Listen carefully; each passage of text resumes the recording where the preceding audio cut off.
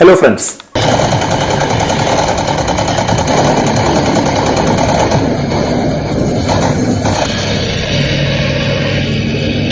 എല്ലാവരുടെയും യുദ്ധം, ഇറാനും ഇസ്രായേലും തമ്മിൽ യുദ്ധം, റഷ്യയും ഉക്രൈനും തമ്മിൽ യുദ്ധം, ഇങ്ങനെ ലോകം മുഴുവൻ പലതരത്തിലുള്ള യുദ്ധം നടന്നുകൊണ്ടിരിക്കുമ്പോൾ നമുക്ക് ഒരു ഫീൽഡ് വാച്ചിനെ പറ്റി സംസാരിച്ചാലോ, അല്ലെങ്കിൽ ഒരു മിലിറ്ററി വാച്ചിനെ പറ്റി സംസാരിച്ചാലോ, അതും ലോകത്തിലെ തന്നെ മോസ്റ്റ് ഐക്കോണിക് ആയിട്ടുള്ള ഒരു ഫീൽഡ് വാച്ചിന്റെ അൺബോക്സിങ്, അതുകൂടാതെ ഈ ഫീൽഡ് വാച്ചിനെ പറ്റിയിട്ടുള്ള ഒരു ചെറിയ ഹിസ്റ്ററി, അതാണ് ഇന്നത്തെ വീഡിയോയിലുള്ളത്. ഫീൽഡ് വാച്ച് എന്താണെന്ന് ചോദിച്ചു കഴിഞ്ഞാൽ അതൊരു സിമ്പിൾ വാച്ചാണ്. അതായത് സമയം നോക്കുക എന്നുള്ള ഒരൊറ്റ ഫംഗ്ഷനാലിറ്റി മാത്രമേ നോർമലി ഫീൽഡ് വാച്ചിൽ ഉണ്ടാവുള്ളൂ. ഡിസൈൻ നോക്കി കഴിഞ്ഞാൽ ഭയങ്കര സിമ്പിൾ ആയിരിക്കും, സ്ലിം ആയിരിക്കും, ലൈറ്റ് വെയിറ്റ് ആയിരിക്കും. അതിന്റെ ഡയൽ നോക്കി കഴിഞ്ഞാൽ ഭയങ്കര ക്ലിയർ ആയിരിക്കും. മെജോറിറ്റി ബ്ലാക്ക് ഡയൽ ആയിരിക്കും. അതിൽ വൈറ്റ് ഇൻഡസിസും ലൂമിനസ് ആയിട്ടുള്ള ഹാൻഡ്സ് ഒക്കെ ആയിരിക്കും അതിലുണ്ടാവുക. സൈസ് ചെറുതായിരിക്കും. ഇതൊക്കെയാണ് ഒരു ബേസിക് സ്പെസിഫിക്കേഷൻ ഫീൽഡ് വാച്ചിന്റെ. ഞാൻ പറഞ്ഞു വരുന്നത് ഫീൽഡ് വാച്ചുകൾ തുടക്കത്തിൽ ഉണ്ടാക്കിയ കാലഘട്ടത്തിലുള്ള ഒരു സ്പെസിഫിക്കേഷനും ഇപ്പോഴും പല വാച്ച് എന്തൂസിയാസ്റ്റുകളും വാങ്ങാനും അല്ലെങ്കിൽ അത് കൊണ്ടു നടക്കാനും ആഗ്രഹിക്കുന്ന ഒരു സ്പെസിഫിക്കേഷനെ പറ്റിയാണ്. ഫീൽഡ് വാച്ചുകളുടെ ഒരു ഹിസ്റ്ററി പരിശോധിക്കുകയാണെങ്കിൽ ഈ വാച്ച് കണ്ടുപിടിച്ച കാലം തൊട്ട്, അതായത് ജെൻസ് ഒക്കെ പോക്കറ്റ് വാച്ചാണ് യൂസ് ചെയ്തിരുന്നത്. അത് അന്നത്തെ സൂട്ടിന്റെ കോട്ടിന്റെ ഒക്കെ പോക്കറ്റിൽ വെച്ച് കൊണ്ടു നടക്കാവുന്ന രീതിയിൽ. അത് കഴിഞ്ഞ് ലേഡീസിന് അത് ഉണ്ടാക്കാൻ നോക്കിയപ്പോൾ ഒരു ചെറിയ പോക്കറ്റ് വാച്ച് കയ്യിൽ ഒരു ആഭരണം പോലെ ഉപയോഗിക്കുക എന്നുള്ള കൺസെപ്റ്റിലാണ് റിസ്റ്റ് വാച്ചുകൾ ഉണ്ടായത്. പക്ഷേ ഒരു വേൾഡ് വാർ വന്നപ്പോൾ കാര്യങ്ങളൊക്കെ മാറി പറഞ്ഞു. വേൾഡ് വാർ വന്നോടുകൂടി ഈ സോൾജേഴ്സിനൊക്കെ വാച്ച് ഒരു അത്യാവശ്യമായി വന്നു. എന്താ വെച്ചാൽ അന്ന് കാലങ്ങളിൽ വേറെ കമ്മ്യൂണിക്കേഷൻ മെത്തേഡുകളൊന്നും ഇല്ലാത്തത് കൊണ്ട് സമയമായിരിക്കും എല്ലാവരോടും അറിയിക്കുക. ഇത്ര സമയത്തിൽ ഇതിന്റെ കാര്യം ചെയ്യണം, അത് കോർഡിനേറ്റ് ചെയ്യണം. അതിനൊക്കെ വേണ്ടി ഈ വാച്ചിന്റെ ആവശ്യകത വന്നപ്പോൾ മിലിറ്ററി ആവശ്യങ്ങൾക്ക് വാച്ച് ഉണ്ടാക്കാൻ കമ്പനികളോട് ആവശ്യപ്പെടും. അപ്പൊ ഈ പോക്കറ്റ് വാച്ചുകളും കൊണ്ട് യുദ്ധത്തിന് പോയി കഴിഞ്ഞാൽ ഭയങ്കര പ്രശ്നമായിരിക്കും. അത് പോക്കറ്റിൽ നിന്ന് എടുത്ത് സമയം നോക്കലും, അല്ലെങ്കിൽ അത് മെയിൻ ആയിട്ട് ഒരു ലക്ഷറിയസ് പ്രോഡക്റ്റ് ആയിട്ടാണ് അന്ന് ഡെവലപ്പ് ചെയ്തിരുന്നത്. പല രാജ്യങ്ങളും, അമേരിക്ക ആയാലും ബ്രിട്ടൻ ആയാലും ജർമ്മനി ആയാലും ഇറ്റലി ആയാലും അവരുടേതായ ടീമുകൾക്ക് വേണ്ടി പല സ്പെസിഫിക്കേഷനുകൾ ഉണ്ടാക്കാൻ തുടങ്ങി. അന്നത്തെ ഈ വാച്ചുകളുടെ ഒരു സ്പെസിഫിക്കേഷൻ എടുത്ത് നോക്കിയാൽ അതിന്റെ സൈസ് ഒരു പ്രത്യേകതയുണ്ട്. എല്ലാ വാച്ചുകളും 36-38 mm ആയിരിക്കും ഉണ്ടാവുക. അതിന്റെ ഡയൽ ബ്ലാക്ക് ആയിരിക്കും, അതിൽ വൈറ്റ് ഇൻഡിസസ് ആയിരിക്കും, ലൂമിനസ് ആയിട്ടുള്ള ഹാൻഡ്സ് ആയിരിക്കും ഉണ്ടാവുക. അതുകൂടാതെ അന്ന് നൈലോൺ സ്ട്രാപ്പുകളാണ് ഉപയോഗിച്ചിരുന്നത്. പിന്നെ അതുപോലെ അതിൽ ഉപയോഗിച്ചിരുന്നത് ഹാൻഡ് വൗണ്ട് മെക്കാനിക്കൽ മൂവ്മെന്റ് ആണ് ഉപയോഗിച്ചിരുന്നത്. വാട്ടർ റെസിസ്റ്റന്റ് 50 മീറ്റർ ഉണ്ടായിരുന്നുള്ളൂ.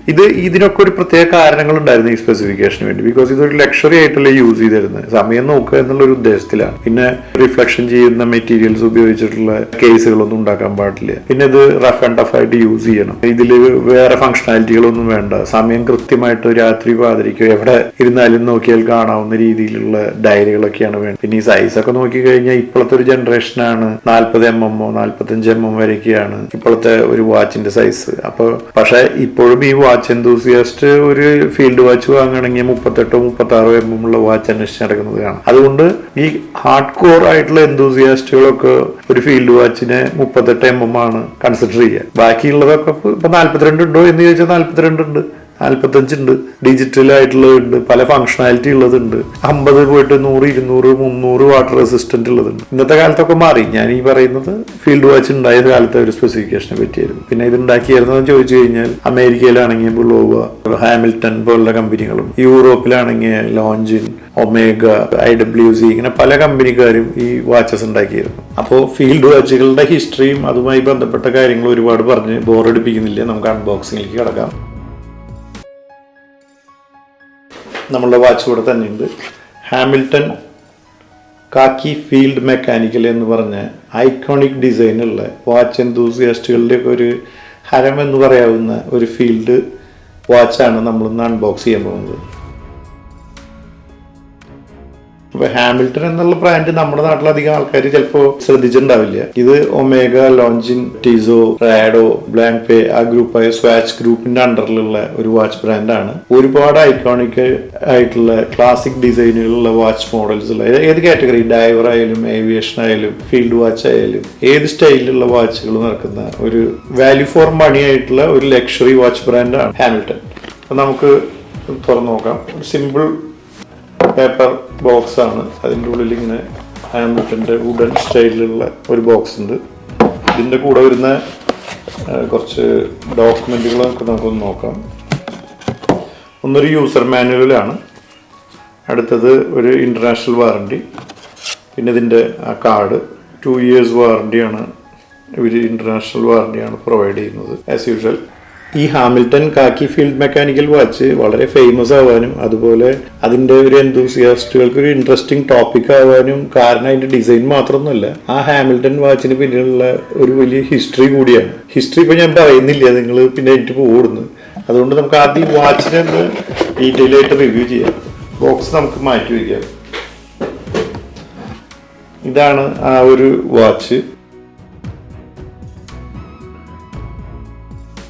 നേവി ഗ്രീൻ അല്ലെങ്കിൽ മിലിറ്ററി ഗ്രീൻ കളറിലുള്ള സ്ട്രാപ്പിൽ വരുന്ന ബ്ലാക്ക് ഡയലോട് കൂടിയ പോളിഷ് ചെയ്യാത്ത സ്റ്റീൽ കൊണ്ടുള്ള കേസുമായി വരുന്ന ഈ വാച്ച് ഒരു ഐക്കോണിക് ഡിസൈനാണ്. മാറ്റ് ഫിനിഷോട് കൂടിയിട്ടുള്ള ഈ വാച്ചിൻ്റെ സ്പെസിഫിക്കേഷൻ പറയുകയാണെങ്കിൽ ഇത് 38 mm സ്റ്റെയിൻലെസ് സ്റ്റീൽ കേസാണ് ഇതിലുള്ളത്. 3 hands ആണുള്ളത്. അവർ മിനിറ്റ് ആൻഡ് സെക്കൻഡ്സ് മാത്രമേ ഇതിലുള്ളൂ. ഡാർക്ക് ഡയലാണ്, ബ്ലാക്ക് ഡയലാണുള്ളത്. വൈറ്റ് ഇൻഡിസസും ആ ഹാൻഡ്സും ആണ് ഇതിലുള്ളത്. ഏത് ടൈമിലും നമുക്ക് പെർഫെക്റ്റായി കാണാൻ വേണ്ടിയിട്ടാണ്. ലൂമിനസ് ഹാൻഡ്സ് ആണ് ഇതിനുള്ളത്. ഇതിൽ വേറെ ഒരു പ്രത്യേകത എന്താണെങ്കിൽ ഇതിന് നാറ്റോ സ്ട്രാപ്പ് ആണ് വരുന്നത്. നാറ്റോ സ്ട്രാപ്പ് അതിൽ പിൻബാക്ക് ഒരു സ്പെഷ്യൽ കാറ്റഗറി നിങ്ങളിപ്പോൾ അത് കണ്ടില്ലേ. സാധാരണ നാറ്റോ സ്ട്രാപ്പിൽ സ്റ്റീലാണ് വരിക. ഇതിൽ അവർ ലെതർ കൊണ്ട് തന്നെയാണ് ആ ഒരു സെറ്റപ്പ് ഒക്കെ ചെയ്തിട്ടുള്ളത്. ഒരു പ്രത്യേക ഡിസൈനാണ്. ഇതിൻ്റെ വിഡ്ത്ത് 20 mm ആണ്. അത് കൂടാതെ ഇതിൽ വരുന്ന കാലിബറിനെ പറ്റി പറഞ്ഞു കഴിഞ്ഞാൽ ഇത് H50 എന്ന് പറഞ്ഞ് ഹാമിൽട്ടന് വേണ്ടി ETA സ്പെഷ്യലായിട്ട് ഡിസൈൻ ചെയ്തുണ്ടാക്കുന്ന ഒരു കാലിബറാണ് ഇതിലുള്ളത്. ഹാൻഡ് വൗണ്ട് കാലിബറാണ്. 80 hours പവർ റിസർവ് ആണ് ഇതിലുള്ളത്. ഇത് വളരെ സ്ലിം ആണ്. തിക്നെസ് നോക്കി കഴിഞ്ഞാൽ ഇത് മാനുവൽ വൗണ്ട് ആയതുകൊണ്ട് 9.5 mm ആണ്. ഡയറക്ട് കളർ ബ്ലാക്ക് ആണ് ഞാൻ പറഞ്ഞു. പിന്നെ ഇതിൽ സഫയർ ക്രിസ്റ്റലാണ്. ഇതിന്റെ 5 bar ആണ്, അതായത് 50 meter ആണ് വാട്ടർ റെസിസ്റ്റന്റ്. പിന്നെ ഈ വാച്ച് നിങ്ങൾ കെട്ടുമ്പോൾ ശ്രദ്ധിച്ചോ, ഇതൊരു വലിയ വാച്ചായിട്ട് കുറച്ച് ഫീൽ ചെയ്യും. 38 mm അല്ലെങ്കിൽ 36 mm വാച്ചുകളൊക്കെ എടുത്ത് കയ്യിൽ കെട്ടിയാൽ ബാക്കി ബ്രാൻഡുകളുടെ വളരെ ചെറുതായിട്ട് നമുക്ക് തോന്നും. പക്ഷെ ഇത് കണ്ടോ, നിങ്ങൾക്ക് അങ്ങനെ ഒരു ചെറുതായിട്ട് ഇത് ഫീൽ ചെയ്യില്ല. അതിന്റെ കാരണം എന്താണെന്ന് വെച്ചാൽ ഇതിന്റെ ഈ ലെഗ് ടു ലെഗ് ഡിസ്റ്റൻസ്, അതായത് ഇതിന്റെ നീട്ടം കുറച്ച് കൂടുതലാണ്. അതുകൊണ്ടാണ് ഈ വാച്ച് വളരെ ചെറുതാണെന്ന് നമുക്ക് തോന്നാത്തത് നോക്കുമ്പോൾ. ഇതിന്റെ കേസ് ക്ലോസ്ഡ് ആണ്, ബിക്കോസ് ആ ഒരു സ്പെസിഫിക്കേഷൻ നിലനിർത്താൻ വേണ്ടിയിട്ടാണ്. ഈ പർട്ടിക്കുലർ മോഡല് 38 mm 42 mm ഉണ്ട്. പക്ഷെ ഞാൻ 38 mm ആണ് വാങ്ങിയത്, ബിക്കോസ് ആ ഒരു എന്തൂസിയാസത്തിന്റെ പേരിൽ. 42 കുറച്ച് വലിപ്പം കൂടുതൽ തോന്നും. പിന്നെ ഈ 42 mm ഇത്ര അധികം വേറെ ഫംഗ്ഷനാലിറ്റിയോ കാര്യങ്ങളൊന്നും ഇല്ലാണ്ട് കാണുമ്പോൾ അത്ര വലിയൊരു സുഖമില്ല കാണാൻ. പിന്നെ ഈ ഒരു പർട്ടിക്കുലർ മോഡലിന്റെ ഒരു പ്രത്യേകത നാറ്റോ സ്ട്രാപ്പ് മാത്രമല്ല, നിങ്ങൾ ലെതർ സ്ട്രാപ്പോ സ്റ്റീൽ സ്ട്രാപ്പോ എന്തിട്ടാലും ഈ ഒരു വാച്ചിന് എല്ലാം സൂട്ടാകും. പിന്നെ ഇതിന്റെ ഒരു ബഡ്ജറ്റ് നോക്കുകയാണെങ്കിൽ ഇത് ഒരു $500 കാറ്റഗറിയിൽ വരുന്ന ഒരു വാച്ചാണ്. അതായത് ഇതൊരു ലക്ഷറി കാറ്റഗറിയിൽ ഈ പൈസക്ക് ഇത്രയും സ്പെസിഫിക്കേഷനിലുള്ള ഒരു ഐക്കോണിക് മോഡൽ കിട്ടല് കുറച്ച് ബുദ്ധിമുട്ടാണ്. അതിപ്പോ നമ്മളുടെ ഇന്ത്യൻ രൂപയിലേക്ക് കൺവേർട്ട് ചെയ്തൊക്കെ നോക്കി കഴിഞ്ഞാൽ കുറച്ച് വില ഉണ്ടെങ്കിലും ഈ ലക്ഷറി കാറ്റഗറിയിൽ ഇതൊരു അഫോർഡബിൾ മോഡലാണ്. ഇതിൽ വേറൊരു പ്രത്യേകത, ഇത് 2 years വാറണ്ടി ഇവർ തരുന്നുണ്ട്. ഞാൻ ഈ വാച്ച് വാങ്ങുമ്പോൾ തന്നെ ഒരു ബ്ലാക്ക് നാറ്റോ സ്ട്രാപ്പ് ഓർഡർ ചെയ്തിരുന്നു ഇതിൻ്റെ കൂടെ ട്രൈ ചെയ്യാൻ. ഒരു ചെറിയ മിസ്റ്റേക്ക് പറ്റി, അതിനൊരു ചെറുതായിട്ട് നീട്ടം കൂടുതലായി പോയി. എന്നാലും ഞാൻ ആ വാച്ച് ഇതിൻ്റെ കൂടെ യൂസ് ചെയ്ത് കാണിക്കാം. എന്താണെന്ന് വെച്ചാൽ നാറ്റോ സ്ട്രാപ്പ് ആകുമ്പോൾ വളരെ ഈസിയാണ് ചേഞ്ച് ചെയ്യാനും, അതുപോലെ ഒരുപാട് ഓപ്ഷൻസ് ഉണ്ട്, പല കളേഴ്സിൻ്റെ. അപ്പോൾ അതിൻ്റെ ഒരു കളർ ചേഞ്ചും കൂടി നമുക്കിപ്പോൾ ഇവിടെ കാണാം. ഈ ടിയുടെ എന്നത്തെയും വർക്ക് ഹോഴ്സ് ആയിട്ടുള്ള 2824-2 അല്ലെങ്കിൽ 2801-2 എന്ന് പറഞ്ഞ 2 മോഡൽസ് ഉണ്ട്. അതിൽ 2824-2 എന്നുള്ളത് ഓട്ടോമാറ്റിക്കും 2801-2 എന്നുള്ള പറഞ്ഞത് മാനുവൽ വൗണ്ടാണ്. സ്വിസ് മെയ്ഡ് വാച്ചുകളിലെ മിഡ് ലക്ഷറി കാറ്റഗറിയിലുള്ള ഏത് വാച്ചുകളുടെയും മൂവ്മെന്റ് എടുത്ത് നോക്കിയാൽ ഈ 2 മൂവ്മെന്റിന്റെ എന്തെങ്കിലും ഒരു ചെറിയ DNA നിങ്ങൾക്ക് കാണാൻ പറ്റും. അത്രയും ഫേമസ് ആയിരുന്നു. ലോകത്തെ ഏറ്റവും കൂടുതൽ വാച്ചുകൾ ഒരു പക്ഷേ ഉണ്ടാക്കപ്പെട്ടത് ഈ 2 മൂവ്മെന്റുകളിൽ ഏതെങ്കിലും വെച്ചിട്ടായിരിക്കും. ആ മൂവ്മെന്റിനെ ബേസ് ആക്കിയിട്ട് ETA C07701 എന്ന് പറഞ്ഞിട്ട് ഒരു സീരീസിൽ ഉള്ള ഒരു മൂവ്മെന്റ് ഉണ്ടാക്കിയിട്ടുണ്ട്. അതിനെ ബേസ് ചെയ്തിട്ടുള്ളതാണ് ഈ H50. ഈ കാക്കി ഫീൽഡിന്റെ തന്നെ ഓട്ടോമാറ്റിക് ഉണ്ട്. അതിൽ C07 6 സീരീസും 8 സീരീസും ബേസ് ചെയ്തിട്ടുള്ള കാലിബേഴ്സ് ആണ് യൂസ് ചെയ്യുന്നത്. ഞാൻ ജസ്റ്റ് അതൊന്ന് ഇവിടെ പറഞ്ഞു മാത്രം. അതുപോലെ ഏത് സ്വിസ് വാച്ച് മൂവ്മെന്റും റിപ്പയർ ചെയ്യുന്ന സർവീസ് ചെയ്യുന്ന ആൾക്കാരൊക്കെ നോക്കി കണ്ണടച്ച് അതിൽ സർവീസ് ചെയ്യും. അത്രയും ഫെമിലിയർ ആയിരിക്കും ഈ മൂവ്മെന്റ്സ്. അപ്പോൾ ഇവര് ഇതിൽ ഒരുപാട് മോഡിഫിക്കേഷൻ വരുത്തിയിട്ടുണ്ട്. ഇതിന്റെ ഫ്രീക്വൻസി കുറച്ചിട്ടുണ്ട്. എന്താണെന്ന് വെച്ചാൽ ഇതിന് 42 hours ആയിരുന്നു പവർ റിസർവ്, അത് 80 hours ആയിട്ട് ഇവർ ഇൻക്രീസ് ചെയ്തിട്ടുണ്ട്.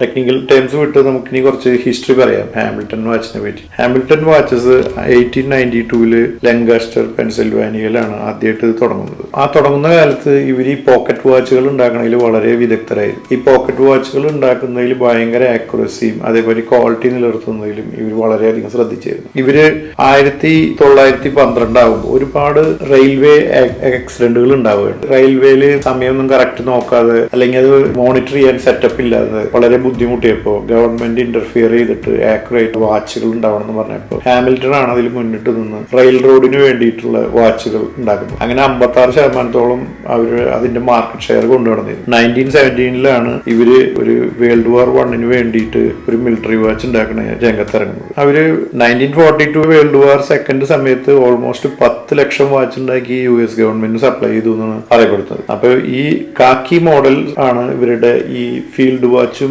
ഏവിയേഷൻ വാച്ചും അതേപോലെ ഡൈവർ വാച്ചുകളും ഉണ്ടായിരുന്നത്. 1980 തന്നെ ഇവര് ഏവിയേഷൻ ഫീൽഡിലേക്ക് കിടക്കുന്നുണ്ട്. അതുകൂടാതെ ഇവര് സിനിമയിലേക്ക് കിടക്കുന്നുണ്ട്. അതായത് ഈ ഹാമിൽട്ടനെ actually film makers watch maker എന്നാണ് പറയപ്പെടുന്നത്. എന്താ വെച്ചാൽ ഈ ഹാമിൽട്ടന്റെ ഒരുപാട് മോഡൽസ് വാച്ചുകൾ സിനിമയിൽ അഭിനയിച്ചിട്ടുണ്ട്. സിനിമയിൽ അഭിനയിക്കുക എന്ന് ഉദ്ദേശിക്കുന്നത് എന്താണെന്ന് വെച്ചാൽ സാധാരണ ഹീറോയോ ഹീറോയിനോ ഒരു വാച്ച് കെട്ടിയ ഒരു സീനിൽ വരലല്ല. ആ വാച്ച് അതിലൊരു കഥാപാത്രമോ അതിലത്തെ ഒരു ടൂളോ ഒക്കെ ആയിരിക്കും. ജെയിംസ് ബോണ്ട് ഒമേഗ വാച്ച് ഒരു ടൂളായിട്ട് യൂസ് ചെയ്യുന്നില്ലേ, അതുപോലെ തന്നെ ഈ വാച്ചുകൾ ഒരുപാട് സിനിമകളിൽ ടൂളായിട്ടോ അല്ലെങ്കിൽ മെയിൻ ക്യാരക്ടർ പോലെയൊക്കെ അഭിനയിച്ചിട്ടുണ്ട്. അതുകൊണ്ടാണ് ഇത് സിനിമയിൽ അഭിനയിച്ച ഒരു വാച്ച് ബ്രാൻഡാന്ന് പറയുന്നത്. സിനിമയിൽ അഭിനയിച്ച വാച്ച് എന്നൊക്കെ പറഞ്ഞു കഴിഞ്ഞാൽ നിസ്സാരമായ ഒരു 5-10 പടത്തിലാണെന്ന് വിചാരിക്കരുത്. 500-ലധികം പടങ്ങളിൽ ഹാമിൽട്ടൺ വാച്ച് അഭിനയിച്ചിട്ടുണ്ട്. അതിൽ പലതും പ്രശസ്തമാണ്. Shanghai Express, Interstellar, the Frogman, a Space Odyssey, Men in Black, Independence Day, the Martian, Ocean's 8. അതുകൂടാതെ TV ഷോസും ഉണ്ട്, മാഡ്മാൻ, ജാക്ക് റയൻ. അങ്ങനെ 2-3 അമേരിക്കൻ ബ്രാൻഡുകൾ ചേർന്നുണ്ടായ ഹാമിൽട്ടൺ വാച്ച് കമ്പനി 1966 ആയപ്പോൾ സ്വിസ് കമ്പനിയായ ബ്യൂറിനെ ഏറ്റെടുക്കുകയായിരുന്നു. 1969 മുതൽ ഹാമിൽട്ടൺ വാച്ച് മുഴുവൻ സ്വിസ് മെയ്ഡായിട്ടാണ് റിലീസായിരുന്നത്. പക്ഷേ 1969 ഉണ്ടായ ക്വാർട്സ് ക്രൈസിസിൽപ്പെട്ട് അതിൻ്റെ സെയിൽസ് കുറഞ്ഞപ്പോൾ അവർ സ്വാച്ചിൻ്റെ മുൻതലമുറയായിട്ടുള്ള SSIH ഗ്രൂപ്പ് ഏറ്റെടുത്തു. അന്ന് മുതൽ അവരൊരു സ്വിസ് മെയ്ഡ് ബ്രാൻഡായി മാറുകയാണ് ചെയ്തത്. ഇന്നത്തെ വീഡിയോയിലെ ടോപ്പിക്കായ ഫീൽഡ് വാച്ചിനെ പറ്റിയിട്ടുള്ള ഹിസ്റ്ററിയും അതുമായി ബന്ധപ്പെട്ട സംഭവങ്ങളും, അതുകൂടാതെ ഇന്ന് നമ്മൾ റിവ്യൂ ചെയ്ത ഹാമിൽട്ടന്റെ കാക്കി ഫീൽഡ് മെക്കാനിക്കൽ എന്ന് പറഞ്ഞ മോസ്റ്റ് ഐക്കണിക് മോഡലിനെ പറ്റിയിട്ടുള്ള റിവ്യൂ വീഡിയോസും നിങ്ങൾക്ക് ഇഷ്ടപ്പെട്ടു എന്ന് കരുതുന്നു. നിങ്ങൾ ഈ വീഡിയോ നിങ്ങളുടെ ഫ്രണ്ട്സിനും ഫാമിലി മെമ്പേഴ്സിനൊക്കെ ഷെയർ ചെയ്യുക.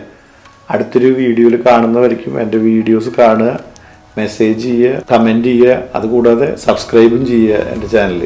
അപ്പോൾ അടുത്ത വീഡിയോയിൽ കാണുന്നവരിക്കും ബൈ.